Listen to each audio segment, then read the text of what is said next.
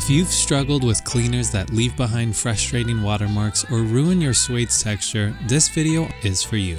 Keep watching to get professional results at home. Leather Honey Suede Nubuck Cleaner. To prevent unexpected results, always spot test in a hidden area before proceeding. When you first apply the cleaner, the leather may look darker, but it'll dry back to its original color once fully dry.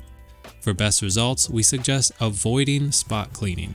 Spot cleaning more often results in watermarks, which can be frustrating and an eyesore. So pro tip, always clean the entire suede panel from seam to seam, as this ensures a uniform finish across your entire piece.